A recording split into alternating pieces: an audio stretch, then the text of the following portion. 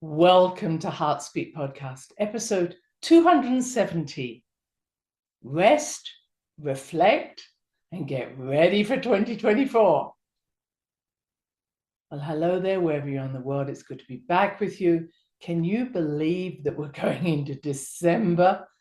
Where did this year go? Years seem to be now going by so fast, and yet on another level, it's really hard to recall what I did in the first 4 months of this year. Have you felt the same way? Even if I can recall it, I go, was that this year? Did I do that in April or February? Even August seems a long time ago now. So it feels that time is getting warped. It's not necessarily speeding up. It's just really weird at this time. And remember the meaning of that word? Temporally induced mind experiment. We're living in an experiment where time truly does not exist, and yet we are existing in this cycle, these spirals of changes that are happening. And this is only going to get faster, my friends. They say that 2024 is going to be nothing like anything we've seen before. Oh boy, just what we needed. Probably said the same about 2020 before we entered it. But there is this feeling of something very new and exciting coming our way, a new epoch, doors opening to something that we haven't experienced before, or maybe for a very long time. That's probably brought into play because of Pluto eventually moving into Aquarius next year, having a little sojourn out of Aquarius again back into Capricorn between September and mid-November. But I think that this idea of bringing in a more community-minded, a higher consciousness into society is what we've all been waiting for. But before we get there, we have to be prepared in ourselves. And you'll be pleased to know this is a time to rest. Give yourself a little pat on the back. Be reflective in this last month of 2023. It's a time certainly of appreciating just how far you've come, celebrating the changes that have taken place, not only this year, but again, maybe over the last 3 or 4 years. What's shifted? What's managed to be released and what's emerged because of that? I'm often asked, what is my soul's destiny? How do I get onto my path? How do I make sure that I'm living my full incarnation? And as you've heard me speak about before, there are various ways of looking at this. And one of them, which is very simple, is to understand your action number in numerology by looking at your date of birth. What you do is you add up all the numbers and come down to a single figure between 1 and 9, unless the double figure was an 11 or a 22. And I think this is a really good time to keep reminding ourselves is, am I on track? You know, it's one of the most important things is that you chose to be born on that date. And of course, if you look at astrology, there are other signals about why you were chosen to be born at that place, at that time, etc., etc. These are the things I love looking at, as you know, and understanding within myself as I may share with you. So let's just very quickly go through those numerology action numbers. I've given you time to actually find that number for yourself. So if you're 1, then you have leader qualities. And again, I meet people who say, no, I'm not a leader. Well, you need to be. So you can lead from behind. You don't need to be in the front, but still, there is something about you stepping out, being a leader. And it may well appear in your astrology. You might have Mars in Leo or Mars in Sagittarius, these sort of fiery signs. And Mars is about what is my passion. My passion is to step forward, Mars in Aries. So you ones out there who have been hiding behind everybody else, time to get out there. A 2 has to be the helper, carer, helper, those that are willing to serve, I have to say, for the 1. So you might be in service to someone who likes being a leader, or you might be very happy to help other people. Just be careful you don't get buried under helping others, because 2 also says, how do I reflect what my needs are and get those needs met? Now, those of you who are 3s, you're architects. And I say that you've got great minds, very creative, very idealistic. And what's important is to bring those ideas down to earth. So if you don't do that, you just get a very full mind of great ideas, but no action. And you may well have a lot of air signs in your astrology. Again, you may have Mars in Aquarius, Mars in Gemini. I'm using Mars as an example, but you may have a sun or moon in any of those air signs. So it's time to not just think about doing it, but doing it. Otherwise, you end up just feeling anxious and can't sleep. Now, you 4s, if you are a 4, then you are one of these people who is hardworking. You're very much about structure and organization. You don't mind being the one that organizes. And you can be a springboard for everybody else. But be careful you don't get stuck in a box, being the caretaker or the helper for everybody else. A good time this is to lay down structures for yourself, boundaries, healthy boundaries. And those of you who are 5s, oh, I know, you don't like to be trapped. You want freedom. You want to be able to move where you want. You're not very good with commitment. Just be careful that you're not always just changing everything for the sake of changing. And be aware that there are times where commitment is good for the soul. So committing to ourselves is important, even if that may mean we're always moving and traveling and changing things, being flexible. If you're a 6, you're the party goer. We're all coming to your home because you'll have that house that will be very comfortable to come to. You'll have those cookies in the jar, and you're someone who allows their love to spread out to everybody around them. Thank goodness. But again, be careful that you are not just partying for everybody else or making everybody else happy. And you may well have water signs in your chart. Again, Mars, Sun, Moon are very significant.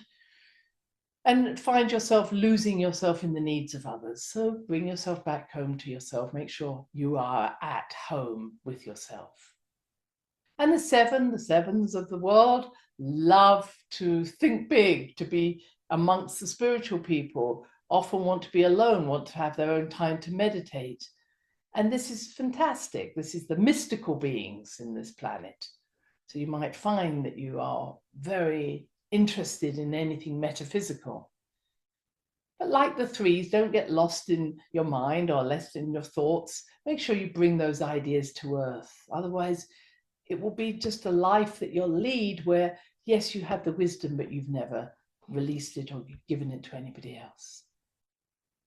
And then we have the 8s, the wonderful figure of 8, the infinity sign. Again, wonderful organizers.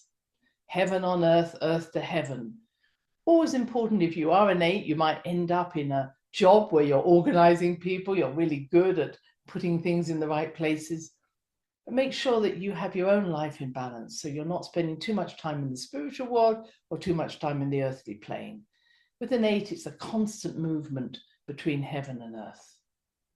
And a 9, you're here in a greater level of service, a more altruistic level of service.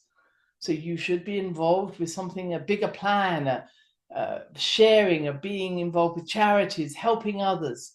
And if you become too small as a 9 and start worrying about little things, then you'll lose the plot. And then we have these 2 sacred numbers, the 11, a pioneer number, always at the forefront of everything, doing things that nobody else is doing. I am an 11. And enjoying that freedom to think on the edge of consciousness. And there's sometimes where the 1 and 1 come a 2, and we become helpers and we become servants and we love caring for people. And then there's suddenly that 11 in me breaks out and says, hang on a minute, I need to be an 11. And I'll pull away from everybody and want to find that space of my own. And finally, the 22. 2 and 2 is 4, so you can find yourself in a more 4-like structure. But the 22 is the transformer. And I think what's important for a 22 is always to be transforming not just other people. I've seen many 22s work in businesses where they bring about transformation, making sure that you're also transforming yourself at the same time. Now, there is the 33, which can go to the 6, but if you are a 33, that means that once you brought those numbers together, did they add up to 33 or 22 or 11? But if you're a 33, then there is a tendency to want to sacrifice yourself for people. Be careful. It's very nice to be in service, but not sacrifice. So find that right balance if 33 is your number. That's just one way of understanding yourself. There are obviously, as I've mentioned, astrology ways, but it's not enough to say, oh, what's my prediction for 2024? It's more about, am I in line with what I came here to do, ready for 2024? Or am I hiding? So if I was to look at your astrology chart, I'd be looking at your midheaven. Midheaven is, what is my authority? What's my career? Am I living to that? So if it's Gemini, are you teaching? Are you sharing? Are you talking? Are you writing? If it's Taurus, are you working with money? Are you working with massage? Are you working with food? Everything in our chart, it gives us this really clear indication of, are you doing this in the outer world? It doesn't have to be mystical. It's just, that's what you're meant to be doing. Another place to look, if you've had your chart done, is the second house. Second house is, how do you make money? What is in your second house? How do you make money? So there are some very simple guidelines that we see in astrology, numerology, and I'm sure in many other systems, where we can see that first breath we brought to the world. What did I breathe into the world as my conscious blueprint? What was unique to me? And why I'm saying this is that I am seeing at the end of 2023 a completion of maybe some of the more mundane things you came here to do. And 2024 being a year where you really step into what you came here to do as a spiritual being, as a star seed, as a star being. As your DNA is awakening, it's bringing forth parts of you that you didn't even know were asleep. And this awakening is going to speed up even more. Just as that magnetic field is weakening, the cosmic ray input, the collective consciousness reaching us now from outside in the cosmos, is really speeding up. So things that you thought you were here to do really no longer seem to be important to you. And what seems to be coming up are things that you really said, wow, I didn't know I could do this. So this is really a time, and 2024 is like stepping out, doing those things that you never thought you would be able to do, because the time is right, my friends. It's not about, if I may say, finding any other excuse for putting it off. Or, if I may say, waiting for it to reach you. It's here. So it's here now. If you don't think it's here now, then possibly you are finding ways to avoid it. So this is really a time to say, bring it on. I'm ready to be big. I'm ready to be out there in the world, whatever I need to be. And I need to be connecting more fully with my spiritual guidance, my star beings, my ancestral beings, whoever it is that's guiding you. And before you say to me, well, I don't know if I've got any guides, everybody has guides. Everybody is at this present time surrounded by so many spirit beings from so many different dimensions that are very eager to help you. Not just you, but you being literally the one that they can work through to help others. And again, it's not about going out and serving others. It might be learning how to do a craft. It might be taking up art. It might be taking up music. It might be taking up bakery. It might be looking in your garden. Please don't get the idea you have to serve others, but allowing the design that is in you, the blueprint of you, to be expressed into this world, maybe through a garden, on art, through your family. That's what you came here to do. And if it feels really odd, it's probably right. Or what, me doing this? Yes, it's time. It's time to be extraordinary. It's time to be unusual. Now that's me giving you this gift of this next month, December, to really set the scene. And A lot is happening. So again, I use that phrase, rest. So don't try and necessarily start something new. We've still got Jupiter going backwards. We've got Uranus going backwards. This isn't a time to try and push ahead. All of that will change early or the end of December into January. And I'll talk more about that. We even have Mercury going to go retrograde soon. And again, I'll talk more about that. But when planets are going retrograde, this isn't a time for pushing out. It's a time to reflect. What's happening? What's going on in my life? And one of the features that we're going to see much more of is what's happening between what we call the North and South node of the moon, and they are now in Aries and Libra. And this Aries Libra is a real balance point between what do I need, Aries, and what do I do for relationships? And what you may be noticing very pertinently towards this end of this year is your relationships changing.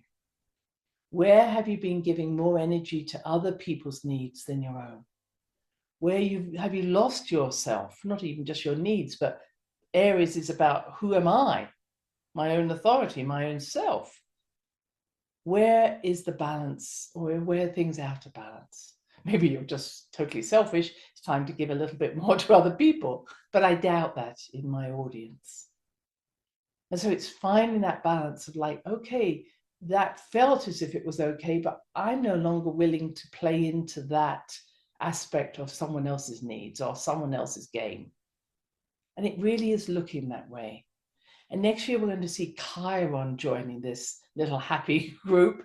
Chiron has been in Aries, is in Aries, and it's going to be what we call conjunct this Aries energy that I'm talking about. So the healing that's happening is very deep healing of where have I got lost?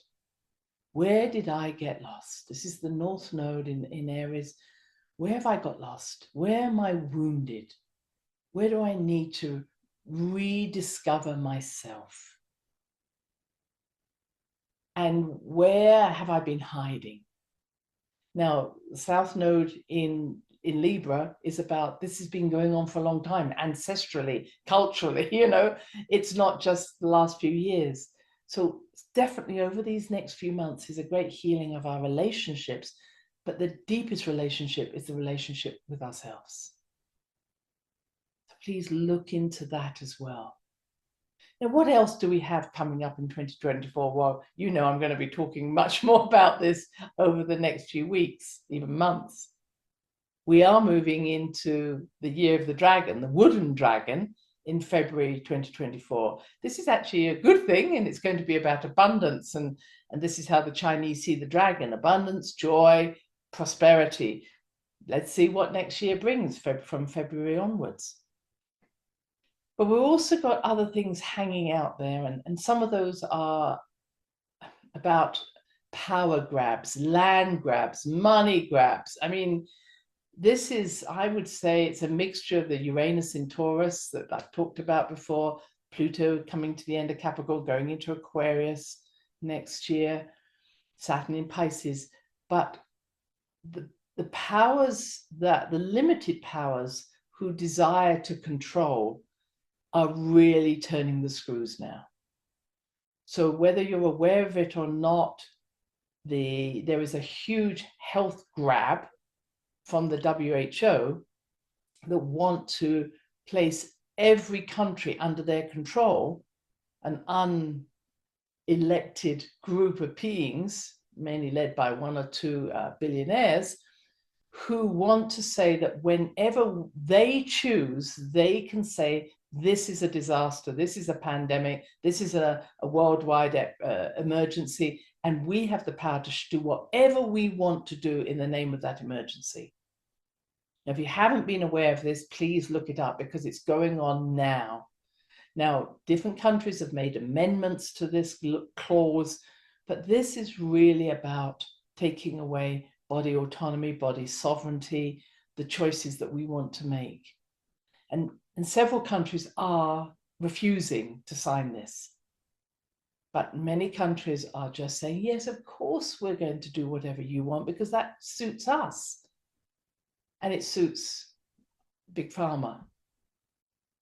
But once someone external to ourselves, external to our families, external even to our governments can make a choice whether or not there's an emergency and actually mandate this is not okay.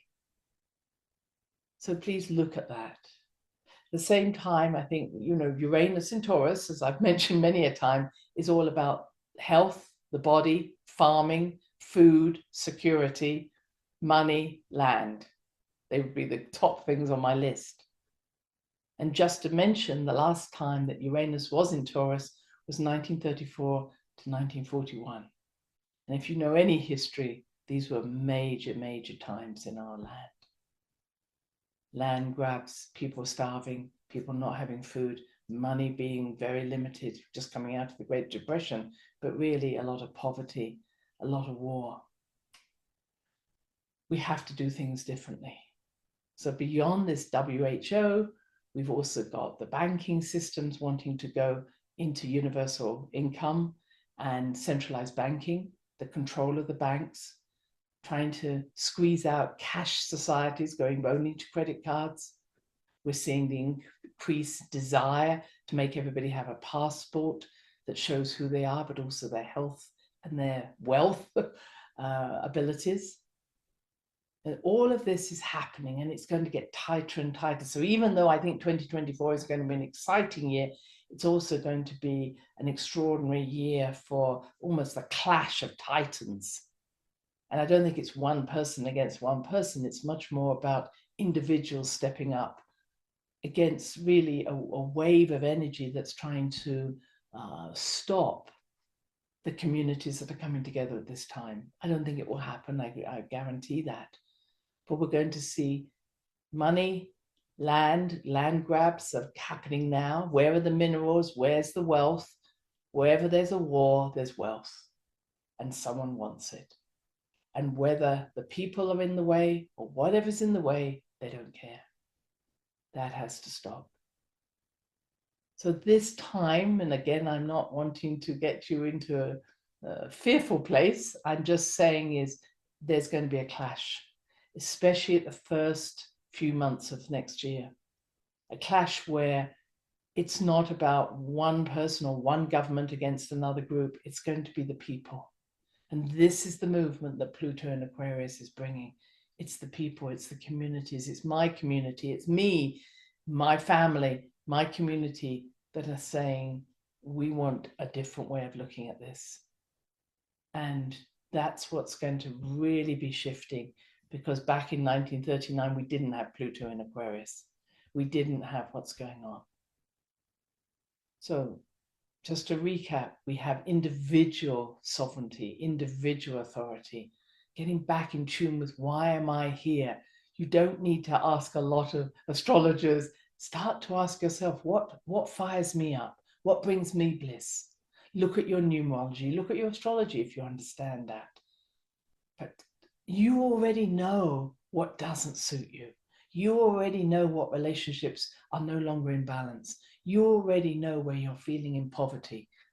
Return to your own land. Feed yourself with what nourishes you on all levels. And be inspired to say, what are the gifts that I came into this planet to bring? On a larger scale, recognizing this lower astral field, because it's really just a narrow field, there are those who want to land grab, money grab, body grab, etc. Just recognize this is an old pattern. It's one that's fading out, but we need to pay attention because it needs a definite no. Just like as if you were living with someone who's abusive, it's time to say no, no more. We're not doing this. And then finally, I just have a few tidbits to share with you about what is coming next year. I've shared a little bit of it, but I just want to show you that this is an exciting year. And I think things are going to shift very quickly and substantially. So let me just read a few of them. And of course, as I say, I'll be talking more about these as we go on. So from January the 1st till May 15th, we have this conjunction between the North Node in Aries and Chiron. So we're going to see a lot of health and spiritual advancements. We're already seeing this with scalar treatments and med beds, but I think this is really going to explode in a very positive way. We're bringing greater healing to the individual. This is what we need. We're also going to see this big conjunction between Jupiter and Uranus in Taurus. Now that's going to be absolute on the 21st of April, but between really March and April, I think all the things I've talked about, money grabs, food grabs, all those things are going to be highlighted when Jupiter and Uranus are together, and not necessarily in a positive way, but I think out of it, we will find a much fairer way of working with money, a fairer way of making sure that nobody's starving on this planet, a fairer way of allowing land not to be owned by someone, but to enjoy it by everyone. So I think that we're going to get a more clear vision about how this is going to be, but it is going to be challenging as we move around those months. Jupiter goes into Gemini at the end of May. I think that's going to be a good thing, of course, because I'm Gemini, but it's going to be about communication. But we're also going to see that Jupiter and Saturn will be squaring each other during 2024. I think we're going to see a huge shift in the media and the way the media is controlled and the stories that are told. Again, we're going to see the people step up and say, oh, we need to have more controls on what people say, and we need to have laws against this. I think this last period of 2024, or during that time, we're going to see a lot of new laws come into place, but more healthy laws than we have at the moment. We cannot lose that freedom of speech wherever you are in the world. We're also going to see Uranus and sextiling Pluto, and I think that's going to be really healthy. We're going to see bigger breakthroughs in terms of astrology, technology, creativity. As I say, Pluto will go into Aquarius, have a little time out of that from September to November. But I think also then the last thing I want to say is that Jupiter in Gemini squaring Saturn in Pisces, I think we're going to see far more knowledge about star seeds, UFOs, contact. And as many have said, this is going to be the time where we will have contact with ETs, UFOs. I think the masking of what's really been going on is being taken away. There are so many people now seeing UFOs or having dreams about ETs. I think this is now a time where this will come through. But just bear in mind, this is not about you having to go out and see UFOs or ETs. This is you. This is your star family.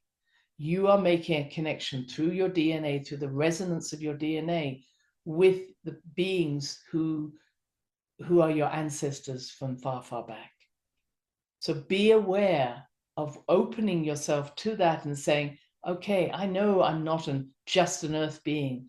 I'm a star being who came here for a purpose. Let me connect to all that I am. And it's not just one star group. Let me open to all those beings who come from other dimensions so that I can be all that I am. Let me start today as I rest, reflect, and get ready for 2024. Until next time, bye-bye. Thanks for listening to the HeartSpeak podcast with Dr. Christine Page. Please check out all HeartSpeak episodes in the podcast archive section on www.christinepage.com. HeartSpeak is also available on iTunes, Spotify, Google Podcasts, Tumblr, and now playing on Amazon Music and iHeart Radio. You can also watch the archive podcast on Christine's channel, on YouTube, and now on Rumble. Connect with Christine on Instagram, LinkedIn, and Facebook group, The Great Mother Calling. Do share with family, friends, colleagues. Join us next time for another edition of HeartSpeak.